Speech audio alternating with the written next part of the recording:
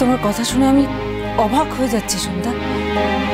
এসব করতে তোমার সম্মানে লাগবে না? নীলের মন পাওয়ার জন্য নিজেকে বদলে ফেলে অন্য আরেকটা মেয়ের মতন হতে গিয়ে নিজেকে অপমানিত মনে হবে না? কেন সন্ধ্যা? তুমি তো সেরকম মেয়ে নও যে যে পাত্রে ঢালা হবে সেই পাত্রের আকার নেবে। তুমি তুমি নিজেকে বদলাতে রাজি হলে কেন? হুলো বাবুর জন্য। হুলো বাবুর জন্য আমি সবকিছু করতে পারি মেজমা। আর যদি সেসব করতে গিয়ে দেখি আমার মানে লাগছে, আমি ওনার থেকে দূরে চলে যাব। তেমন হলে দূর থেকে আমি ওনাকে আজীবন অনেকটা ভালোবাসবো। কিন্তু আমি যে মাকে ছেড়ে কিছুতেই দূরে যেতে পারবো না গো।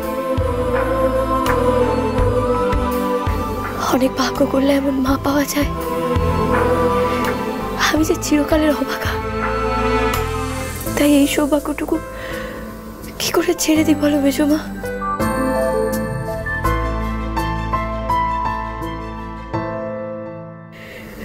আপনাকে ছেড়ে আমি কোনোদিন কোথাও যাব না মা, কোনোদিন না। বাবু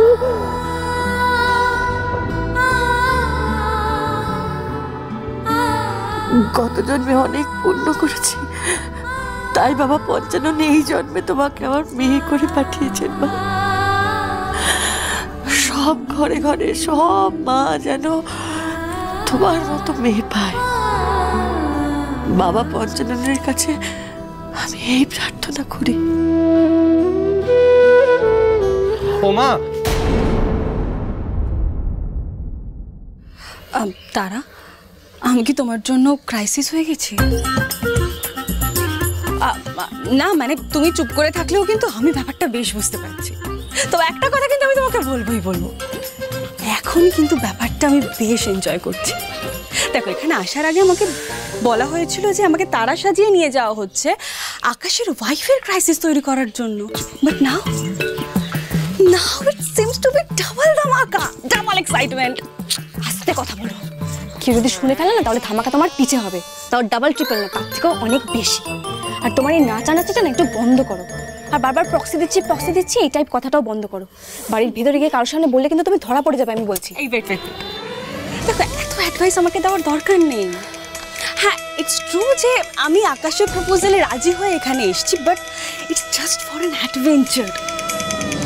স্টেজে অ্যাক্টিং করার যে রিয়েল লাইফ অ্যাক্টিং করা ইজ মোর ফান।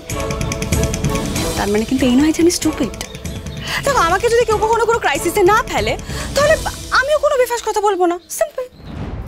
কিন্তু কেউ যদি আমাকে ক্রাইসিসে ফেলে, আমাকে ঘাটায়, তাহলে বুঝতে পারছো তো। Bye, nice to meet you. ওরে বাবা, এ তো শাকের করাত, দুদিকে গেরো হলো তো। নয়নতারার জন্য মেজদিকে কষ্ট পেতে দেওয়া যাবে না, আবার নয়নতারাকে ক্রাইসিসে ফেলা যাবে না। নয়নতারাকে ক্রাইসিসে কে ফেলবে? মেজদি নিজে। তখন যদি নয়নতারা সবকিছু বলে দেয়, আমি কার থেকে কাকে বাঁচাবো এবার?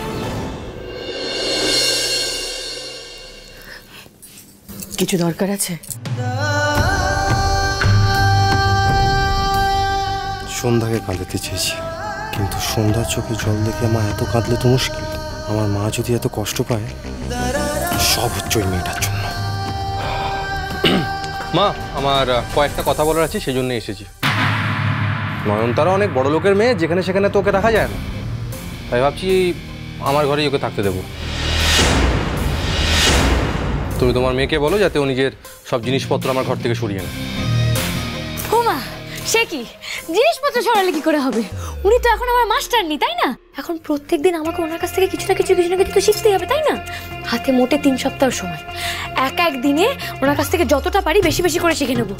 24 ঘন্টা আমাকে ক্লাস করতে হবে, দিন রাত জেগে জেগে ক্লাস করতে হবে। তাই ওই ঘর থেকে তো আমি যেতে পারবো না।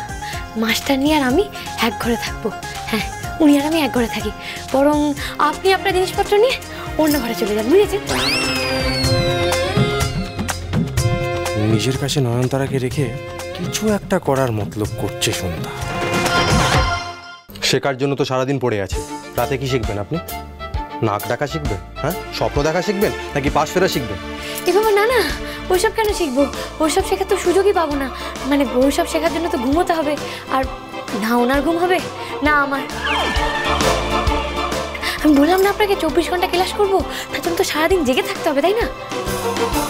আর জেগে না থাকলে 24 ঘন্টা ক্লাস হবে কি করে? মানে এই 3 সপ্তাহ আমি ওনাকে ঘুমোতেই দেবো না, আপনি নিশ্চিন্তে থাকুন। মা তুমি শুনলে? হ্যাঁ শুনেছি। এবার তুই আমার একটা কথা শোন, এই ব্যাপারে বৌমা কি করবে না করবে সেটা সম্পূর্ণ বৌমার উপর নির্ভর করছে। পরীক্ষা ওকে দিতে হবে, আমাকে বা তোকে নয়। তুই একটা শর্ত দিয়েছিস ওকে, এবার ও ঠিক করবে ও সেটা কি করে সম্পূর্ণ করবে।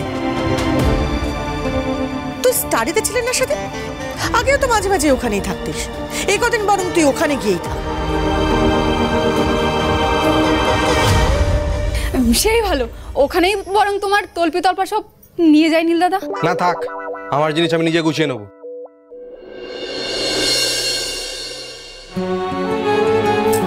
বৌমা সত্যি করে বলো তো বৌমা, পেটে পেটে তুমি কি মতলব ভাবছো? ওই মেয়েটাকে কি তুমি সত্যি সত্যি ঘুমোতে দেবে না নাকি? তোমার মনে কি চলছে বলো তো? আপনি আমার কাছে জানতে চাইছিলেন না মা, কেন আমি ওই মেয়েটাকে বাড়ি থেকে যেতে দিচ্ছি না? এক তো আমি ওনাকে আপনার থেকে আলাদা হতে দেব না, আর মা ওনাদের কলকাতা যেতে না দেওয়ার আরও একটা কারণ আছে। কলকাতা চলে গেলে আমার রাজপুত্রের মতো বরটা হয়তো ওই পেতিটার সাথে একসাথে তলায় থাকবে, আর তখন ওরা কি লীলা খেলা করবে সে তো আমরা এখানে বসে বসে কিছুই জানতে পারবো না। তার থেকে যদি এই বাড়িতে থাকে তাহলে আমাদের সবার চোখের সামনে থাকবে। এ বাড়িতে আমরা এতজন আছি, আপনারা আছেন, আমি আছি, এখানে একবার ওরা দুজন লীলা খেলা খেলে দেখুক তো দেখি। তোমার পেটে পেটে তো অনেক বুদ্ধি। আর দুজন একবার কাছাকাছি এসে দেখুক তো দেখি। ছুরি তো আছেই, একেবারে ঘ্যাচাং ফু। ওই মেয়েটা এখন এখানে থাকলে কি বলতে হলো তো? হোয়াট ইজ ঘ্যাচাং ফু? আসুন।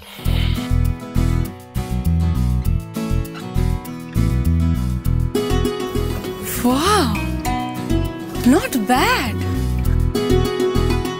ব্যাড হলেও কিছু করার নেই, আপনাকে এখানেই থাকতে হবে। কুল কুল, নো প্রবলেম। হে, এখানে দুটো পিলো কেন? মানে আমি ছাড়া তো এই ঘরে কেউ থাকবে না, I hope. By the way, আমার কিন্তু কারোর সঙ্গে রুম শেয়ার করার অভ্যেস নেই, জানিয়ে রাখলাম। আসলে হোয়াট আসলে? আসলে আপনার সঙ্গে আর কেউ না এই ঘরে সন্ধ্যা থাকবে। Sandhya? You mean your wife, crazy number 1? হ্যাঁ। No, no, no, no, no, Akash, no, never. Yeah, she's funny but dangerous. Oh, no, no, Akash, I can't take any risk. ও যদি রাতে ঘুমের মধ্যে আমার গলা টিপে দেয়, আমি ওর সঙ্গে থাকতে পারবো না, ইম্পসিবল না। ঘুমোতে দিলে তো গলাটা টিপবে। কি বললে তুমি? হ্যাঁ, কিছু কিছু না। দেখুন নয়নতারা। ওহ গড, নো আকাশ, নট নয়নতারা। সব সময় ওই নামটাই ডেকো না। মানে? আরে এই রুমে তুমি আর আমি ছাড়া তো কেউ নেই, সো কল মি মিমি। আর এমনি তো সবসময় নয়নতারা নয়নতারা ফেক নাম শুনতে শুনতে আমি আমার রিয়েল নামটাই ভুলে যাই।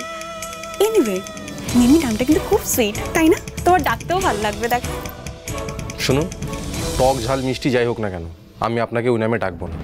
আমি আপনাকে নয়নতারা নামেই ডাকবো, আর আপনি ওই নামের ডাকে সাড়া দেওয়াটা প্র্যাকটিস করা শুরু করে দিন। ও গড, তাই বলে রুম শেয়ার? তবে ক্রেজি নাম্বার 1 এর সাথে? ইম্পসিবল। দেখুন, আপনি কাজটার জন্য টাকা নিয়েছেন, আর আপনি নেবেনও মাসে মাসে, তাই এই সব এক্সকিউজ চলবে না। দেখুন, সন্ধ্যার সাথে থাকাটাও আপনার একটা কাজের পার্ট। ও গড, টাকার কথা আমাকে একদমই বলো না আকাশ। তুমি খুব ভালো করে জানো এই কাজটা আমি একদম টাকার জন্য করছি না। আর আমার ড্যাডির কাছে অনেক টাকা আছে, আমার ড্যাডি না তোমাদের বাড়ির সবাইকে 10 বার কিনে নিতে পারে। এটা কাকে জুটিয়ে দিবে, কপালে কি আছে কে জানে। তুমি এক কাজ করো, হাত মুখ দিয়ে শাড়িটা বদলে না, তারপর তোমাকে ভালো করে বরণ করবো আমি। হ্যাঁ, হোয়ার ইজ দ্য বাথরুম? এমন বেঙ্গলি বাথরুম দেখাবো যে ইংরেজি ভুলে যাবে। এই যে আমাদের বাথরুম, আর এই দরজা। এটা কি বাথরুম?